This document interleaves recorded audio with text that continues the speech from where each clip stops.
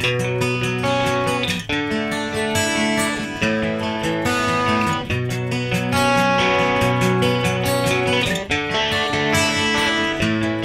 quanto riguarda il nome, abbiamo condotto un'operazione che merita di essere raccontata.